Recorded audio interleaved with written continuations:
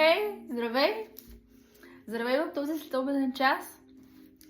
Искаш ли да ти покажа какво чета? В този следобеден час искам да попитам всеки един какво за тази година решихте да четете? В какво искате да наблягате в тази година?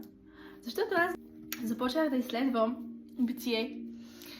Като за начало за тази година има много силни неща в Битие. Как Бог е направил първия ден, как Бог е сътворил небето и земята. Какво слово толкова силно и толкова впечатляващо за мен. Просто се възхищавам на всемогъщността на Бог. Четейки тези редове, просто виждам колко е велик Бог, колко е всемогъщ Бог и как промисля за всичко. Бог е създал всичко по редът и дисциплината. Той е създал етап след етап всяко едно нещо. И най-накрая е създал човека. И му е дал власт. И му е казал: владей, владей. Бог ни е дал власт да владеем. Бог ни е направил човеци по свой образ и подобие. И както Исус в Лука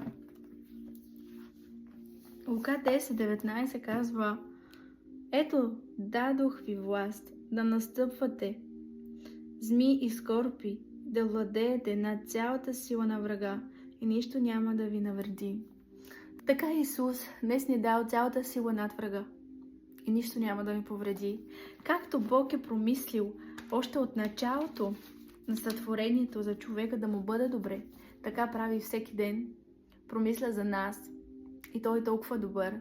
Така че в тази нова година постави си някаква цел и започни да я четеш, започни да търсиш и да изследваш нещата, които Бог ти е дал, защото в Словото на Бог се крият толкова тайни велики неща.